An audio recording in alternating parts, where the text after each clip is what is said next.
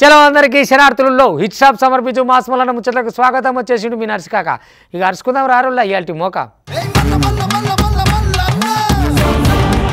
ఇక గిదేనుల్లా వెనకటికోక ఇకారం తప్పినోడు దుకాణం పెడితే వచ్చే గిరాకంతా మళ్ళీ పోయిందట. రైతుల మీద ఏం రాజకీయం చేస్తారు? మీకు దమ్ముంటే మాతోటి చెయ్యండి రాజకీయము. రైతులకి ఇవి వస్తలేవు అవి వస్తలేవు, ఇది రాలేదు అది రాలేదని బీఆర్ఎస్ వాళ్ళు బీజేపీ వాళ్ళు కచ్చగట్టి మా మీద కావాల్సుకొని కాలు లేని రూళ్ళని రుద్దబట్టిండ్రు. మాకు తెలియదా అనే మీ చక్కదనం. రైతులకు ఏం చేయాలో ఎట్లా చేయాలో మాకు పూరాగా ఎరికే, మేమేం చేయాలో గజ్జేస్తాం అని ఉప ముఖ్యమంత్రి బట్టికి చాలా గట్టిగా చెప్పుకొచ్చింది అనుకో రాదురి. ఇటు కారు పార్టీ వాళ్ళ మీదకి అటు కమలం పార్టీ వాళ్ళ మీద కత్తులు నూరినంత పని చేసిండు మాటలతోటి. ఎందుకు ఏలు పెడతారు? మీకు ఏం సంబంధం? ఏం రాజకీయాలు చేస్తారు? రాజకీయాలు చేయాలంటే బరాబర్ దిగుండ్రి. రైతుల పేరు చెప్పి వచ్చిరాని రాగాలు ఎందుకు తీస్తురు అని పటా కొట్టుకొచ్చింది అనుకో రాదురి. ఇంతకు ఎందుకయ్యాక అంతలా పంచాయతీ అయిందంటారా? మరి వాళ్ళు ఏమో ప్రతిపక్షమే, వీళ్ళేమో పాలకపక్షమే. వాళ్ళు అనకుండా ఊకోరు, వీళ్ళు చెప్పకుండా ఊకోరు, మనం చూడకుండా ఊకోమన్నట్టు. ఇంతక పంచాయతీ ఏందో ఒక్కపారి పోయేద్దాం రారులా. ఆగో బీఆర్ఎస్ బీజేపీ నేతల తీరు మీద డిప్యూటీ సీఎం బట్టి విక్రమార్క నిప్పులు జరిగిండల్లా. రైతుల పేరు మీద రాజకీయాలు చేయొద్దు, మీరు మాట మాట్లాడితే అది ఎత్తం ఇది ఎత్తమని రైతులను బాగా వాడుకుంటున్నారు. గట్ల కాదు, పోయిన సర్కార్ ఏం చేసిందో చెప్పాలా రైతులకు. కనీసం పట్టించుకున్న పాపాన పోయిందా? అసలు మాట కూడా తీయలే రైతుల గురించి అని చెప్పి మస్తుగా గరమైండులా బట్టి విక్రమార్క. ఇక మేం గట్ల కాదు, తడిసిన వడ్లను కూడా కొంటాము. ఇక ధాన్యం తీసుకున్నాక ఎమ్మటనే రైతుల ఖాతాలలో పైసలు కూడా జమ చేస్తామని భరోసా ఇచ్చిండుల్లా. ఇక కావాలంటే ఈనుండ్రి. ఈరోజు రాష్ట్రంలో పండించినటువంటి పంటని ప్యాడీ ప్రొక్యూర్మెంట్ సెంటర్స్ ద్వారా కొనుగోలు కేంద్రాలను ప్రారంభించి రైతులకు ఇబ్బంది లేకుండా కేవలం 3 రోజుల్లోనే వాళ్ళ అకౌంట్స్ లో డబ్బులు వేసే విధంగా చేస్తున్న కార్యకలాపాలని ఈ రాష్ట్రంలో ఉన్నటువంటి ప్రతిపక్ష పార్టీలకు సంబంధించిన కొద్దిమంది పెద్దలకి రుచించట్లేదు. రాజకీయాల కోసం చేయాలి తప్ప రైతాంగ సోదరుల జీవితాలతో వాళ్ళు ఇబ్బంది పెట్టడం కోసం ఈ రాజకీయాన్ని వాడుకోవటం అనేది మంచిది కాదని నేను చాలా స్పష్టంగా చెప్పదలుచుకున్నాను. బీఆర్ఎస్ పార్టీకి సంబంధించినటువంటి నాయకత్వం కానీ లేకపోతే బీజేపీకి సంబంధించినటువంటి వాళ్ళు కానీ అక్కడ మాట్లాడుతూ ధాన్యం తడిసిపోయింది, మీరు అసలు కొనుగోలు కేంద్రాలే మొదలు పెట్టలేదు, కొనట్లేదని మాట్లాడుతున్నారు. కొంత సమాచారం తప్పనిసరిగా అంటే లేస్తే అబద్ధాలు మాట్లాడుతూ బతికేటువంటి బీఆర్ఎస్ పార్టీ ఈరోజు రాష్ట్ర ప్రజలను కూడా తప్పుదోవ పట్టించడం కోసం ప్రయత్నం చేస్తాం. అది చూసినారులా గదన్నట్టు ముచ్చట. ఇక ఆనలు పడుతున్నాయి కదా, ఆనలు చేయంగా కళ్ళల్లో వడ్లు మొత్తం తడిసి ముద్ద కాబట్టి రైతన్నలేమో కన్నీరు మున్నీరు చేయబట్టే. ఇక ఇట్లయితే ఎట్లా అని చెప్పేసి మొత్తం మీద అటు బీఆర్ఎస్ బీజేపీ నేతల తీరు మీద ఇక దండిగా గరమైకుంటా రైతన్నలకైతే గిసొంటి ముచ్చట చెప్పిండుల్లా. తడిసిన ధాన్యం కూడా కొంటాము, మీరేం పీకర కాకుర్రని. ఏడవైనా మొత్తం అందరికి తెలిసిన ముచ్చటే. తెలిసిన పుస్తకమే. మళ్ళీ కథలేందుక ఏపీ అల్లర్ల మీద ఇంకెవలే కారణం? గాలిపంక పార్టీ వాళ్ళ గాలి చేతలు కాకపోతే వేరే వాళ్ళు చేసిరా. ఇంకా దాని మీద సిట్టేసుడు బిట్టేసుడు ఒట్టేసుడు ఇవన్నీ ఎందుక లొట్టేసుడు మొత్తం గాలిపంక పార్టీ వాళ్ళు చేసిన ముచ్చటే. అది అందరికి ఎరికే బరాబరి. ఇక మళ్ళీ మీదికెళ్ళి స్ట్రాంగ్ రూమ్ కాడ ఇది లేదు అది లేదు, ఇవి వచ్చిరాని కథలు కాగితాలు ఎందుకు ఇస్తారు, కాగితాలు మళ్ళీ వేస్తే వచ్చేది ఏం లేదని ఖరాబరి చెప్తా ఉన్నాడు కామ్రేడ్ ఎవరు ఎర్రన్న ఉండే కదా సిపిఐ నారాయణ. బరాబర్ చెప్పుకొస్తున్నాడు, ఉన్నది ఉన్నట్టే ముక్కు మీద గుద్దినట్టే. ఇక ఆయన ఏదైనా ముందు నుంచి సూటిగానే మాట్లాడతాడు. గాలిపంక పార్టీ వాళ్ళ గురించి అయితే ఇంకా ఓపెన్గానే మాట్లాడతాడు కదా, ఉన్నదే చెప్తాడు పాపం. లేదా నారాయణ కూడా ఏం చేయాలి చెప్తాడు చెప్పురి. ఇక గదే అంటుండే దాని మీద గిన్ని భాగవతాలు ఎందుకయ్యో, చేసినంత వీళ్ళేనా చూసినంత మనమేనా, మీకెరికే మాకెరికే. మళ్ళీ అందరికీ తెలిసినాక అష్టచెమ్మలేసి కచ్చకాయలాడు ఎందుకు, కథ తెలియదు ఎవరికైనా. గదే ముచ్చట అని చెప్పుకొస్తున్నాడు. ఒక్కపారి ఇందాం రారి. ఇంకేవాళ్ళు చేస్తారు? గాలోళ్ళు ఉండగా ఇంకొకళ్ళు అత్తరా చెప్పుండ్రి. పంకపాటోల కథనే గిదంతా. ఏపీలో ఏడేడైతే అల్లర్లు జరిగినాయో అవన్నిటికీ పంకపాటోలే కారణం అని చెప్పి సిపిఐ నేత నారాయణ ఉన్నాడు గదనులా ముక్కుసూటిగా మాట్లాడతాడు ఏదైనా ఉన్నా గాని. ఇంకా జగ్గులు ముచ్చట కాస్తే ఆగుతాడు, ఓ తీరుగా దంచి దనాలు బుక్కిస్తాడు అనుకో రాదురి. మొత్తం మీద ఇక గా ముచ్చట్లనే ఇక గట్టిగా అరుచుకున్నాడు అనుకో రాదురి పంకపాటోలను. హింసకు సంబంధించిన ముచ్చట్లు ఏవేవైతే జరిగినాయో గదన్నిటి కారణం గాలిపంక పాటే కారణం. ఇక అల్లర్ల మీద సిట్టేసిరుగా ఏం ఉపయోగం దాని వల్ల? ఇంకా సిట్టు పిట్టని తీసుకొచ్చినారు, ఎందుకు పనికిరాని సిట్టు తీసుకొచ్చి. స్ట్రాంగ్ రూముల కాడ ఎక్కడన్నా సీసీ కెమెరాలు ఉన్నాయా? లేకపాయే. ఇంకా సిట్ ఎందుకు ఆ పట్టెందుకు అని మస్తుగా గరమైండుల్లా. కింది స్థాయిలున్న పోలీసు వాళ్ళు పంకపాటికి అనుకూలంగా పనిచేస్తున్నారు. ఇక గాల కథ ఏందో అని చెప్పి మస్తుగా మండిపడ్డాడు. ఇక జరిగిన అల్లర్ల మీద అఖిలపక్షం ఏర్పాటు చేయాలని డిమాండ్ చేసిండు గమాండిగా చూడుండ్రి.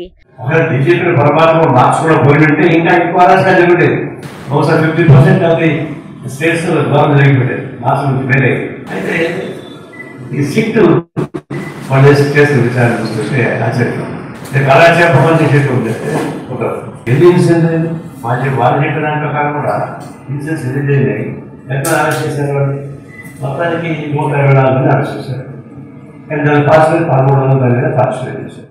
అది చూసినారులా గదన్నట్టు కథ. మొత్తానికైతే పూసగుచ్చినట్టు పువ్వులు అల్లినట్టు ఉన్నదిన్నట్టు కరాఖండిగా ముక్కు సూటిగా ముఖం మీద చెప్పిండు కదా నారాయణ. మరి ఎర్రన్న తీరు గట్లుంటది అన్నట్టు. ఇక ముందు నుంచెలే ఏది ఉన్నా గానీ ముఖం మీద చెప్పే మనిషి కదా. ఇక గందుకే పంకపాటోళ్ళ మీద గీ తీరుగా అరుచుకున్నాడు. అబ్బాబ్బాబ్బా ఇదివరకెన్నడు ఇంత లాభం లేదు. పసుపు పాట మీద మేము మురిసింది అయితే ఎప్పుడు లేదు. ఈ తేప మంచి ధరలు వచ్చినాయి. ఇక నిమ్మలంగున్నమా నిజామాబాద్ రైతన్నలంతా మురిసిరు కదా, మురిసి 30 అయ్యారు. ఇక అదే దెబ్బతోటి మళ్ళీ పసుపే వేయాలి, ఇత్తనాలు ఏడున్నాయి. ఇక తొలకరి పడ్డది కదా. ఇక తొలకరి వచ్చిన కాంచెలు ఏ పంట వద్దు చక్కగా పోయి పసుపే వేసుకోవాలని ఇత్తనాల కోసం ఉరుకులాట సురువు చేసిండ్రు అనుకో రాదురి. ఎందుకంటే రికార్డు స్థాయిలో వచ్చినాయి కదా ధరలు. ఈసారి లాభం కూడా అట్నే వచ్చింది. దేవుడు చల్లగా ఎప్పుడు గిట్లనే చూడు, మా పసుపుని ఎట్లా ఎప్పుడు ఇట్లాంటి మద్దతు ధర కలిపి మమ్మల్ని కూడా బతికి అన్నట్టుగా ఇక ఉరుకులాట మీద జోరు ఇత్తనాల కోసం సురువు చేస్తురు. ఇక రేపు మా పంట ఇక శినుకులు పడుతూనే ఉన్నాయి కదా. అగో ఇప్పుడు పెడితేనే ముద్దుకుంటుంది ఇత్తనాలని తయారయ్యి రైతన్నలంతా. ఒక పారి అరుచుకోదాం రారి వాళ్ళ ముచ్చటేందో. హాగో నిజామాబాద్ దిక్కు పసుపు రైతన్నలు మస్తుగా సంబరపడుతున్నారు కదనుల్లా. రికార్డు స్థాయి ధరలచ్చుడుతోటి రైతులందరూ పసుపు సాగు మీదకి మొగ్గు చూపుతున్నారు. ఈ త్యాప ఎట్లన్నా పసుపు వేయాల ధర కూడా మంచిగానే వచ్చేటట్టు కొడుతున్నదని చెప్పి అందరూ పసుపేసేందుకు సిద్ధమవుతున్నారల్లా. దీంతో విత్తనాలకు ఫుల్ డిమాండ్ పెరిగింది. ఇక కొన్ని రోజుల కంచెల్లి ధరలు లేక దిగుబడులు రాక రైతులకు మస్తు ఇబ్బంది అయింది కదా. ఇక ఇప్పుడు పెరిగిన రికార్డు ధరలతోటి పసుపు రైతులల్లా కొత్త ఉత్సాహాన్ని నింపిందనుకో రాదుర్రి. కేంద్రం పసుపు బోర్డు ఏర్పాటుతో పాటు పసుపు ఎగుమతులకు అవకాశం ఇచ్చుడుతోటి ఇక ధరలు నిలకడగా ఉంటాయని మార్కెట్ వర్గాలు చెప్తున్నాయి. ఇక గిదిని మించేలా ఈ త్యాప ఎట్లయినా పసుపు వండియాలా, ఇక మంచిగా వేసుకోవాలని చెప్పి రైతన్నలు పసుపు దిక్కు మొగ్గు చూపుతున్నారు చూడుండ్రి. కానీ కేవలం ఏంటంటే పాత రైతులు ఇంతకుముందు పసుపు పెట్టిన రైతులు వాళ్ళ రైతుల దగ్గర పసుపు దవ్వేటప్పుడే మళ్ళీ అప్పుడు తవ్వేటప్పుడే దాన్ని సపరేట్ చేసి ఒక దగ్గర మంచిగా నీట్గా పెట్టుకొని 3 నెలలు 2 నెలలు 3 నెలలు స్టోర్ చేసుకొని దాన్ని చిన్న మొలక వచ్చినప్పుడు మళ్ళీ జూన్ మొదటి వారంలో తొలకరి వర్షాలు పడ్డం కాడ ఒక వర్షం పడ్డం కాడ నాటుకోవడం జరుగుతుంది. అదేవిధంగా ఇప్పుడు ఒక కొత్త రైతు వచ్చేసి నేను ఒక 10 ఎకరాలు పెడతా నాకు పసుపు ఉందా అంటే ఇప్పుడు దొరికే ఛాన్స్ లేదు. ఎందుకంటే ఎప్పుడైనా ఫిబ్రవరి మార్చ్ ఏప్రిల్లోనే పసుపు విత్తనంగా దొరుకుతుంది తప్ప మళ్ళీ ఇప్పుడు జూన్లో ధరలు ఫుల్ ఇంకా పెరిగినాయి కదా, కొత్త పసుపు దొరుకుతుందేమో అంటే ఛాన్స్ ఉండదు. అసలు దొరకడం అసాధ్యం. విలేజ్ అంతటి తీసుకుంటే మొత్తం కలిసి అందరిది మిగిలిందో ఇంకా అదో ఏదో 1 ఎకరం 2 ఎకరాలకు అదనంగా ఉంటే ఉండొచ్చు. కానీ ఎవరైనా తక్కువ పడితే మళ్ళీ అది అండ్లకే పోతుంది కాబట్టి దొరికే ఛాన్స్ అయితే లేదు. ఇక ఆనలు కూడా చిన్నగా మెల్లగా కొట్టుడుతోటి ఇక ఇప్పటి నుంచే ఇత్తనాలు వేసుడు సురు ఎత్తున్నారు. నిజామాబాద్ జిల్లాలో పోయిన ఏడాది సుమారు 25,000 ఎకరాల పసుపు సాగుగా ఈ త్యాప విస్తీర్ణం రెట్టింపు అవుతుందని అంచనా ఎత్తున్నారు. మొత్తం మీద పసుపు సాగుకు ఉత్తర తెలంగాణలో మస్తు ప్రసిద్ధైన ఆరుమూరు ప్రాంతంలో నాణ్యమైన పసుపు పండిస్తారు. పూర్తిగా సాంప్రదాయ పద్ధతిలా ఈ పంట సాగు చేస్తారు గటి దిక్కు. ఇక తులకరి జల్లులు గురువంగానే మృగశిర కార్తెల పసుపు విత్తనాలు ఎత్తరన్నట్టు పొలవులా సాగు చేయాలనే ఉత్సాహం ఉన్న ఈ త్యాప విత్తనం కొరత మస్తుగా ఉంటదని సర్కారు నుంచి ప్రోత్సాహం కరువైందని అంటున్నారు. మరి చూడాలా. మాజీ ప్రధాని రాజీవ్ గాంధీ వర్ధంతి సందర్భంగా దేశమంతా నివాళులు అర్పించారనుకో రాదురి. ఇక తెలంగాణలో ఇటు ముఖ్యమంత్రి రేవంత్ రెడ్డి సహా నాయకులందరూ కూడా సోమాజిగూడలో ఉన్న విగ్రహం కాడికి పోయి పూలమాలలేసి దండం పెట్టి ఆయన తలుచుకొని ఆయన చేసిన త్యాగాన్ని, ఆయన చేసిన సేవల్ని, ఆయన పార్టీ కోసం పడ్డ తిప్పల్ని అన్నీ కొనియాడిరనుకో రాదురి. ఇట్లాంటి నేతలు, ఇట్లాంటి కుటుంబం, ఇట్లాంటి త్యాగం, ఇట్లాంటి నిరతరం ఎక్కడైనా ఉంటుందా ఏం కథ అనుకుంటా ముఖ్యమంత్రి రేవంత్ కూడా మస్తు మాట్లాడుకొచ్చిండు. అట్నే చెయ్యెత్తి దండం పెట్టి దండేసి ఆయన త్యాగాన్ని కొనియాడుతూ ఎట్లా చెప్పిరు ఏం సంగతి అనేది. ఇక దేశవ్యాప్తంగా గాంధీ కుటుంబం చేసిన త్యాగం అయితేంది, కాంగ్రెస్ పార్టీ సేవలు అయితేంది, కాంగ్రెస్ పార్టీ కసరత్ ఏంది, ఎట్లా చేయాలి ఏం కథ అనే దాని మీదకే అన్ని పురాగా మాట్లాడుకొచ్చారు. ఒక్కపారి మనం కూడా వర్ధంతి నివాళులు అర్పించుకుంటే ఆ ముచ్చటేందో అరుచుకుందాం రారి పురాగా. ఎందుకనంటే అమరులు మహనీయులదే ఉంటుంది కదా ముచ్చటంతా. వాళ్ళు చూపిన బాటలనే పోతాం. వారి త్యాగమే, వారి సేవే ఇక్కడ దాకా మమ్మల్ని తీసుకొచ్చింది అనేది వాళ్ళు రకరకాలుగా చెప్పుకొస్తారు కాబట్టి ఆ ముచ్చట్లన్నీ అరుచుకునే ముచ్చట ఉంటుంది. ఇక మరి రాజీవ్ గాంధీ ముచ్చట ఏందో అరుచుకుందాం రారి. దివంగత మాజీ ప్రధాని రాజీవ్ గాంధీ వర్ధంతి సందర్భంగా పట్నంలో ఉన్న సోమాజిగూడల రాజీవ్ గాంధీ విగ్రహానికి సీఎం రేవంత్ రెడ్డి సారు ఇక పూలదండేసి నివాళులర్పించిండుల్లా. ఐటీ రంగ అభివృద్ధికి రాజీవ్ గాంధీ బాటలేసిండ్రని రేవంత్ రెడ్డి సారు మాట్లాడుకొచ్చిండు. గైనం మీద ప్రధానిగా దేశానికి గైన చేసిన సేవల్ని గుర్తు చేసిండు మల్లో త్యాప. డిప్యూటీ సీఎం బట్టి విక్రమార్క, జానారెడ్డి, వి హనుమంతురావు, షబ్బీర్ అలీ, పార్టీ రాష్ట్ర వ్యవహారాల ఇన్ఛార్జు దీపాదాసు మున్షి ఇక ఇంకొంతమందికి కార్యక్రమంలో పాల్గొని మాజీ ప్రధాని రాజీవ్ గాంధీ చేసిన సేవలను గుర్తు చేసుకున్నారు చూడుండ్రి. అది చూసిర్రు కదా. ఇక మీరు చేసిన సేవలు మరవలేనిది, మీ కుటుంబం చేసిన సేవలు మరవలేనిది. మీరు ప్రధాని ఉన్నప్పుడు ఎట్లా చేసిండ్రు ఏంది కథ అని చెప్పి మొత్తానికైతే గీ తీరుగా కొని అడగచ్చిండు రేవంత్ రెడ్డి సారు. ఐటీ రంగ అభివృద్ధికి రాజీవ్ గాంధీ బాటలేసిండ్రని మల్లో త్యాప యాది చేసుకొని గైనకు నివాళులర్పించిండ్రు అందరు కలిసి. అయ్యా మనకేదైనా ఆపత్సాపత్ వస్తే ఎటువా పోలీసు వాళ్ళు ఎటువా ఊరికి పోలీస్ స్టేషన్లో చెప్తాం కదా. మరి ఆ పోలీస్ ఇంటినే దొంగలు పడితే ఏం చేయాలి? ఈయన వాళ్ళకి చెప్పుకోవాలి, అయ్యో పాపం పాడైపోయి ఇది ఎక్కడ ముచ్చట్రా నాయన అనుకుంటారా? నిజమే నువ్వు కానిస్టేబుల్ ఇంట్లో దొంగలు పడరా? ఆయన ఒకే ఇంట్లోనే కాదు, మొత్తం వాళ్ళ లిస్టులో అడకట్ట అంతుంది, వరుస పెట్టిపోతున్నది అంటే కానిస్టేబుల్ ఇల్లు కూడా ఉంది. ఇక ఈయన ఇంట్లో మాత్రం కనికరం చూపిస్తాం, ఆ పోలీసు వాళ్ళు మమ్మల్ని లిస్ట్ పెడతారా దొరికితే? కానిస్టేబుల్ అయితే ఓలైతేందని ఉన్న కాడికి కథం పెట్టిరు. ఏం తక్కువ తులం బంగారం ఎత్తుకపోయారట, 50,000 రూపాయలు నగదు ఎత్తుకపోయారట. కానిస్టేబుల్ పాపం ఏం చేయాలి? పోలీస్ స్టేషన్ అంటే చెప్పుకో, మరి ఆడకపోతే ఎడ చెప్తాడు? ఆయనది ఎత్తుకపోయినా మనది ఎత్తుకపోయినా గానే చెప్పుకోవాలి కదా. అగో గదే అయింది, ఇంతకీ ఎవరై ఇంత తీసిమార్కాని దొంగ అంటే ఏ ఒక్కరు కాదు. సో మొత్తం ప్రణాళిక వేసిరు, రాత్రి ఉద్యమానికి లెక్కేసిరు. ఆ ఉద్యమంలో దోయేటువంటి ఇళ్ళ లిస్టులు ఉన్నాయి. ఆ లిస్టులో కూడా మరి కానిస్టేబుల్ గారి పేరు ఉన్నది. మరి ఆయన మధ్యలో ఉన్న ఫస్ట్ ఉన్నది అనే దానికంటే సొమ్ము అయితే మంచిగానే బెస్ట్గా లేపేసిరు. మరి ఇప్పుడు ఆ పోలీసు ఆయన ఏం చేస్తాడు? సీసీ కెమెరాలు ఏమైనా ఉన్నాయా, ఏం సంగతి అనేది మొత్తం భాగవతం తెలవాలిగా. పోదాం రారి, ఇక చూడురి పోలీసు వాళ్ళకే దిక్కులేదు, ఇక కామన్ పీపుల్కి ఏముంటుందో కథ. పోలీసు ఆయన ఇంట్లోనే ఎత్తుకపోయినంటే మామూలు దొంగలా వీళ్ళు? చూద్దాం రారి. వామ్మో ఇక గుత్తబట్టినట్టే చేస్తున్నారట గీ మహబూబాద్ జిల్లా దిక్కు దొంగలు.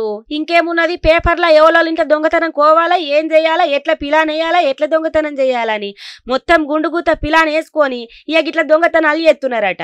మహబూబాద్ జిల్లా కేంద్రంలో దొంగలు గీ తీరుగా బీవచ్చం సృష్టించిండ్రులా. తాళమేసిన ఇండ్లనే టార్గెట్ చేసుకొని దొంగతనాలు చేస్తున్నారు. ఇక అందరు అయిపోయింది, ఒక పోలీస్ అయిన ఇంట్లో పడ్డరు. మహబూబాద్ జిల్లా కేంద్రంలో ఉన్న జర్నలిస్ట్ కాలనీలా ఒక ఇంట్లో కిరాయికుంటున్న సురేందర్ అనే కానిస్టేబుల్ ఇంట్లో దొంగతనం అయిందిలా. పోలీసు వాళ్ళు అయితే ఏంది, అందరు లెక్కనే గీనే మేము దొరికితే మమ్మల్ని కొట్టరా తిట్టరా, మా మీద కేసులు పెట్టరా అని చెప్పి పురాగా ఉన్న బంగారము 50,000 మొత్తం దొంగతనం చేసుకొని పోయినరట. ఇక ముచ్చట స్థలానికి చేరుకున్న పోలీసు వాళ్ళు ఏమన్నా దొరుకుతాయి ఆధారాలు ఏంది అని చెప్పి చూస్తున్నారు. అక్కడ కేసు నమోదు చేసుకొని దర్యాప్తు చేస్తున్నారు అనుకో రాదుర్రి. వామ్మో చూసినారులా, పోలీసు వాళ్ళు ఇల్లు అని కూడా భయం లేకుండా దొంగలు ఎట్లా తయారైనరో గదన్నట్టు కథ. ఇక మనకేదైనా దొంగతనం జరిగితే పోలీస్ టౌన్లో పోయి మనం కంప్లైంట్ ఇస్తాం. మరి ఈయనేం చేస్తాడు కానిస్టేబుల్? ఆయన కూడా గంతే, పోలీస్ స్టేషన్లో పోయి దొంగతనం చేసిరని కంప్లైంట్ ఇచ్చి దర్యాప్తు చేపట్టి దొంగల్ని లెంకాల. ఏదేమైనా ఒకరిద్దరు కాదులా గుంపు గట్టే గిట్లా చేస్తున్నారట. వామో మరి భద్రంగుండులో గడి దిక్కున్నోళ్ళంతా. ఇక గివన్నటి వాళ్ళు హిట్ స్టాప్ సమర్పించు మాసమలన్న ముచ్చట్లు చూస్తూనే ఉండరు. మళ్ళీ రేపు ఇది కూడా దాకా మీ TV5 ఇక ఉంటా.